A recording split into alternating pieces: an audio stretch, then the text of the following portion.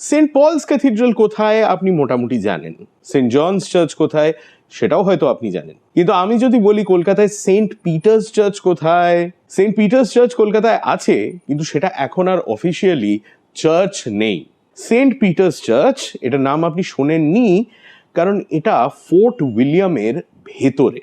ইংরেজ সেনা যেখানেই যেত, যেখানেই একটা বড় ইংরেজ সেনার গ্যারিসন থাকতো, সেখানে একটা গ্যারিসন চার্চ তৈরি করার ব্যাপার ছিল, কারণ সেনারা সবাই খ্রিস্টান, তাদের জন্য একটা চার্চ তো দরকার। যেমন ধরুন লখনৌতে যদি আপনি যান, সেখানে অল সেন্টস গ্যারিসন চার্চ আছে, ভীষণ সুন্দর। সেরকমই কলকাতায় যখন এই নতুন ফোর্ট উইলিয়াম তৈরি হলো, তখন তার ভেতরে একটি চার্চ তৈরি করা হয়েছিল। 1822 সালে এই চার্চের ফাউন্ডেশন স্টোন লেইং সেরেমনি হয় এবং তারপর 1825 সালে চার্চটি কনসেক্রেট করা হয়।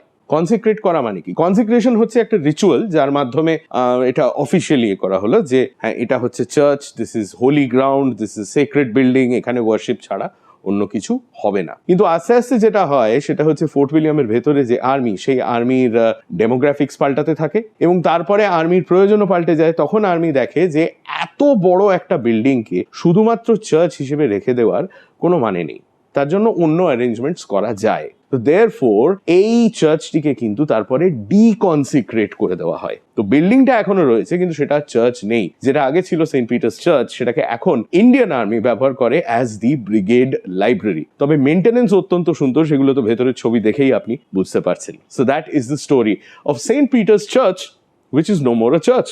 কলকাতার ঐতিহাসিক সমস্ত চার্চ নিয়ে যদি আরো তথ্য জানতে চান, আরো গল্প শুনতে চান, তাহলে এই ডিসেম্বর মাসে ইনস্টাগ্রামে ফলো করুন আর ইউটিউবে সাবস্ক্রাইব করুন টু হাফ প্যান্ট হিস্ট্রি।